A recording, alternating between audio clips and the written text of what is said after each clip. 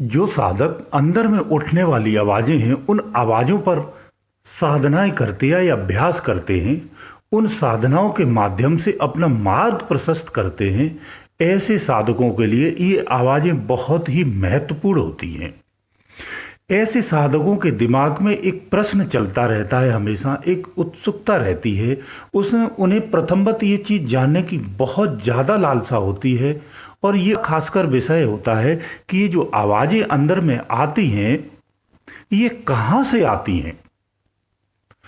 जिन आवाज़ों पर हम अभ्यास कर रहे हैं, इन आवाज़ों का महत्व क्या है, इन आवाज़ों का उद्देश्य क्या है, इन आवाज़ों के आने का कारण क्या है, और ये आवाज़ें अगर आ रही हैं तो कब तक आ रही हैं, और किस समय ये बंद हो जाती हैं। ये आवाज़ें आ रही हैं तो हमारे जीवन को क्या प्रभाव डाल रही हैं, कैसे प्रभावित कर रही हैं, हमें इनका सदुपयोग कैसे करना चाहिए, इनका लाभ कैसे उठाना चाहिए। ये बड़ा महत्वपूर्ण प्रश्न है। इन प्रश्नों को मैं आज आंसर देता हूं और आप सबको समझना चाहिए, खासकर उन लोगों को जो साधक इन आवाजों पर ही अभ्यास करते हैं। जब तक किसी चीज की वास्तविकता को अगर नहीं जानते हैं तो उसके प्रति जो होने वाली आपकी क्रियाएं हैं या फिर उसके प्रति जो श्रद्धा भाव है वो भी अधूरा रह जाता है। इसीलिए इन चीजों को जानना परम आवश्यक होता है, तभी आपकी लगन, आपकी श्रद्धा और आपका भाव भी सही दिशा में रहता है और मजबूत और लंबे समय तक रहता है, टिकाऊ भी रहता है। तो देखिए, ऐसा होता है, ये जो अंदर में आवाजें होती, प्रथमत मैं आपको बता दूं, ये आवाजें आकाश मंडल से आती हैं। अगर सरल भाषा में कहूं तो, अगर मैं अपनी निज भाषा में कहूं तो उस लोक से आती है जिस लोक को कोई बिरले ही पा सकते हैं, सचखंड से आती है। और ये कई स्थानों से घूमती हुई नीचे सबसे आखिरी में शरीर के अंदर में ही प्रवेश करती, यानी इस सृष्टि में आकर के संचारित होती हैं। यही उस विज्ञान का अंश है, जो एक ऐसा प्रभावी विज्ञान है जिसके द्वारा इस सृष्टि को यथा स्थिति में रखा भी जाता है और क्रियामान भी रखा जाता है। ये शरीर जो होता है, इस शरीर का संचालन इसी शब्द से ही होता है। इसका यही प्रभाव है, इसका यही महत्व है। ये जो शब्द आता है, जो आवाज अंदर में आती है, ये हमें बहुत सूक्ष्म में सुनाई देती, जिसे हम बहुत महत्व नहीं देते हैं। एक जनसाधारण की बात है। साधक को छोड़ करके संसार का सामान्य व्यक्ति इन आवाजों को तो जानता भी नहीं है, ना ही इन्हें समझता है। लेकिन वास्तविकता ये होती है कि जो जानता या समझता नहीं है, वो जीवित भी इसी विज्ञान से ही है। इसी विज्ञान में ही वो अपने आप को जीवित महसूस करता है। ये उसी का प्रभाव होता है। इस तरह से हमारे जीवन को वो प्रभावित करती है। अब बात यह आती है कि ये आवाजें कब तक आती हैं और ये कब बंद हो जाती हैं। तो मैं आपको बता दूं, ये ऐसा विज्ञान है जो कभी नष्ट नहीं होता है। इस विज्ञान से जो रचनाएं रची जाती हैं, जो रचनाओं में हमारा शरीर भी आता है, ये शरीर की एक अवस्था होती है, बनता और बिगड़ता रहता है। ऐसे ही ये समस्त सृष्टि बनती है और बिगड़ती रहती है। जैसे शरीर की अवस्था 100 वर्ष की है, ऐसे ही इस सृष्टि की अवस्था कई लाख वर्ष की है। उस सृष्टि में भी सृष्टि की संरचना होती है। ऐसे ही इस शरीर के अंदर में भी अन्य शरीरों की संरचनाएं होती हैं। उदाहरण के लिए, जैसे अगर आप अपने शरीर में देखेंगे तो हजारों कीड़े रोज उत्पन्न होते हैं, हजारों कीटाणु रोज मरते हैं। तो सृष्टि में सृष्टि का ही विज्ञान है। सृष्टि में सृष्टि की ही रचना उत्पन्न होती है और नष्ट होती है। आपका शरीर इसलिए भी पैदा होता है कि इस सृष्टि में हजारों जीवों को पैदा होकर के मरना होता है। उनके लिए संसार यानी ये आपका शरीर है, ये उनके लिए सृष्टि होता है और आपके लिए ये पूरा संसार सृष्टि है। तो संसार रूपी सृष्टि में आप पैदा होके मरते हैं, ऐसे ही आपके शरीर रूपी सृष्टि में तमाम कीड़े मकोड़े पैदा होते हैं, उनके लिए शरीर ही सृष्टि होता है।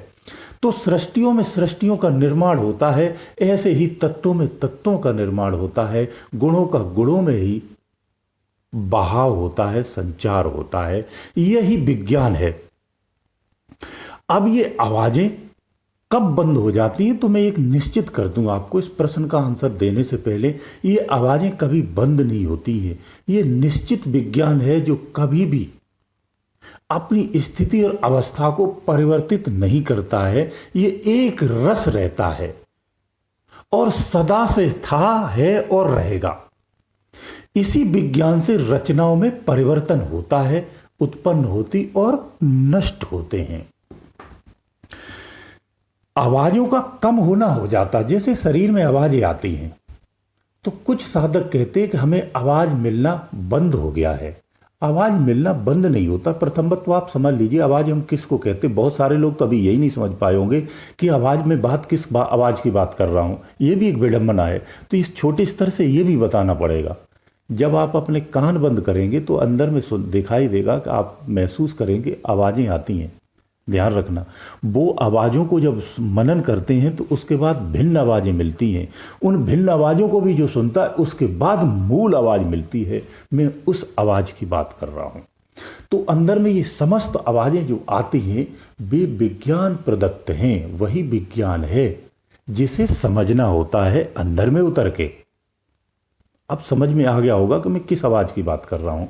अब मैं आगे बढ़ता हूँ।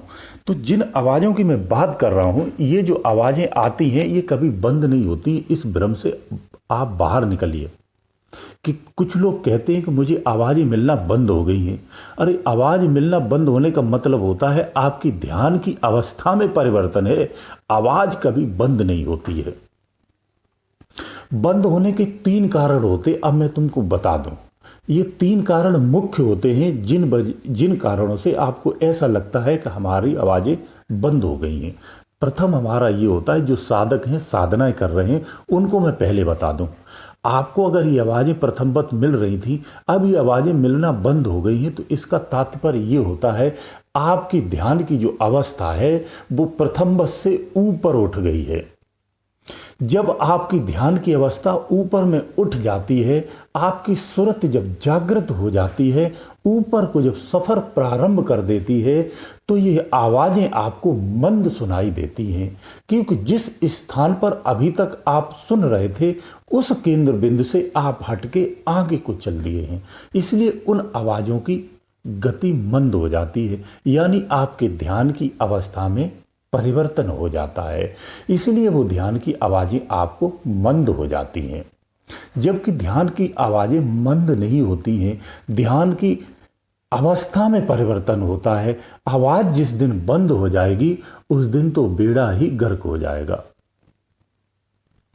तो साधकों को क्लियर हो गया है कि आवाज आपको क्यों अब मंद सुनाई देती है। दूसरा आपको बता दूं, दूसरा कारण ये होता है कि जो साधक साधनाएं नहीं करते हैं, जो बाहरी यानी जागृत अवस्था में रहते हैं, जब वो कुछ क्षण के लिए अंदर में जाते हैं और ज्यादातर बाहर की ही अवस्था में अपना जीवन जीते हैं, उन्हें ये आवाजें सुनाई नहीं देती हैं। जब हम एकाग्र चित्त होकर के संसार से चित्त हटा के अंदर में लगाते हैं, ये आवाजें तभी सुनाई देती हैं। साधक में एक अवस्था और होती है, मैं आपको बता दूं। जो साधक 7वें शून्य को पार कर लेता है, जब 7वें शून्य पे आप पहुंचते हो तो ये समस्त आवाजों का प्रभाव ही खत्म हो जाता है। आप वास्तविक आवाज से जुड़ जाते, यानी उस शब्द रूपी सत्य से जुड़ जाते हैं। तो शब्द रूपी जब सत्ता आपको प्राप्त होती है तो ये निम्नवत आने वाली जो आवाजें हैं, जो जड़ रूप में आती हैं, ये आपके लिए महत्वहीन हो जाती हैं। आप इसके परे हो जाते हो, क्योंकि मूल जो शब्द है उस शब्द से ही इन आवाजों का उत्पन्न कहा गया है। यानी झरने का जब नीचे पानी गिर रहा था वहां आवाज अलग होती है। जब आप चढ़ के झरना जहां से ऊपर से पानी गिर रहा है उस स्थान पर जब आप पहुंच जाते हो तो नीचे की आवाजें आपके लिए महत्वपूर्ण नहीं होती हैं और उन आवाजों का आना भी मंद हो जाता है। ऊपर में फिर दूसरे प्रकार की आवाज सुनाई देती है, ऐसा आभास रहता है।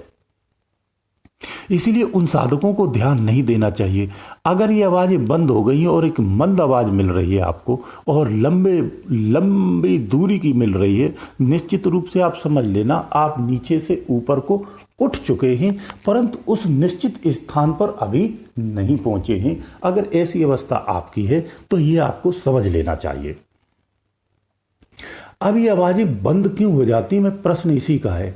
देखिए, जब मृत्यु काल का संकेत में बता दूं इस आवाज का, अगर कोई भी इस चीज पर अगर अध्ययन करना चाहे तो कर सकता है, या इन चीजों पर जो अभ्यास करते हैं वो भी इस चीज को ध्यान रखें। जब व्यक्ति की मृत्यु नजदीक आ जाती है ये आवाजें उसे सुनाई देना कम होती चली जाती, मंद होती चली जाती। एक सामान्य व्यक्ति के लिए मैं ये कह रहा हूं, जो संसार का एक सामान्य व्यक्ति होता है, जो अंतर साधना नहीं करते हैं, मैं उनके लिए कहता हूं, अगर अपने कानों में अंगुली फंसा करके या किसी चीज़ से रोक करके अंतर में वो आवाज़ें सुने, अगर उनको आवाज़ें सुनाई देना बंद हो रही हैं या बहुत मंद हो गई हैं, अगर बहुत ही मंद हो चुकी हैं, तो निश्चित समझिए 3 से 4 दिन का समय आपके पास बचा है।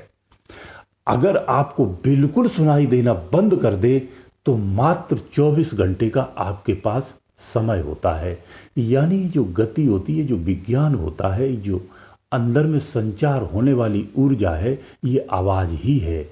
ये ऊर्जा है, एक शक्ति है, एक पावर है, एक चेतना है जो आपके शरीर को संचारित करती है, जीवित रखती है, क्रियामान रखती है, पोषित रखती है, ऊर्जावान रखती है।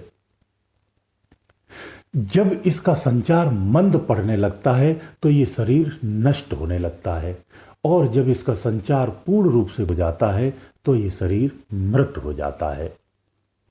यही कारण होता है कि जब व्यक्ति मृत्यु के कगार पर होता है तो उसे ये आवाजें सुनाई देना बंद हो जाती हैं। पहले मंद, फिर बिल्कुल से समाप्त हो जाती हैं। इन आवाजों का एक ऐसा विज्ञान है, ये आवाज नहीं है, एक विज्ञान है, एक ऊर्जा है, एक शक्ति है, एक पावर है, जो हर कण में, हर में, सजीव में, सब में, निर्जीव में बराबर एक रस संचारित होता है। जल जल की अवस्था में है, अग्नि अग्नि की अवस्था में है, वायु की अवस्था में है, पांचों तत्व अपनी अगर निज अवस्था में है, शरीर शरीर की अवस्था में है। ये सब क्यों संभव है? ये सारा कुछ संभव इस धुनात्मक जो ऊर्जा है, जो अंदर में नित्य क्षण संचारित होती है, ये उसी से संभव है। ये वही विज्ञान है, इसी को हम परमात्मा का विज्ञान कहते हैं। ये प्रकृति का जो निर्माण है वो इसी से तो है। शब्द से ही शब्द निकला है, जो संत अपनी इशारों में कहते हैं, वो अंतर का विज्ञान है। ये उच्च क्लास का ज्ञान है। मैं ऊपर का अगर ज्ञान देता हूं तो आप लोगों की समझ में नहीं आता, ये बड़ी विडंबना है, इससे मुझे अफसोस भी होता है। ऊपर के ज्ञान को अगर मैं बताऊं तो आप लोग उसे समझते ही नहीं है। उसे सरल भाषा में कितना समझाऊं, संभव नहीं होता है। इसीलिए कहा है संतों ने कि शब्द से ही शब्द का निर्माण हुआ है, और शब्द से फिर अनेकों शब्दों का निर्माण हुआ है, और अनेकों शब्दों से असंख्य शब्दों का निर्माण हुआ है। उन असंख्य शब्दों से एक शब्द निकाल लो, उससे ये 52 अक्षरों का निर्माण हुआ है, जो वाणी के रूप में बाहर उच्चारित होता है। मैंने शब्द की संरचना का सूक्ष्म में बताने का प्रयास किया है। ऐसे ही ये वाणियों का निर्माण होता है। इसीलिए जो वाणी होती है किसी भाषा की अधीन नहीं होती है। विश्व की किसी भी क्षेत्र में कोई भी भाषा बोली जाती हो, ये वाणी उसी भाषा को समझती है। ये अंदर का विज्ञान है। इस विज्ञान को जो जान जाता है वो समस्त भाषाओं के परे हो जाता है। इसीलिए देव शक्तियां कितनी भी कहीं भी हो, किसी भी क्षेत्र में हो, किसी भी भाषी क्षेत्र में हो, वो हर भाषा को समझती हैं। क्योंकि विज्ञानमय कोश में होती जितनी भी देव शक्तियां हैं, ये विज्ञानमय कोश में ही इनका निवास होता है। तो अंदर में आने वाली जो आवाजें होती है ये कभी बंद नहीं होती हैं। ये उन्हीं आवाजों से सृष्टि का संचार चलता है। समस्त संसार जो चलायमान दिखता है, जो क्रियायमान दिखता है, जो जीवित दिखता है, ये सब उसी सृष्टि, उसी विज्ञान का ही खेल है। गुरुदेव दयालु।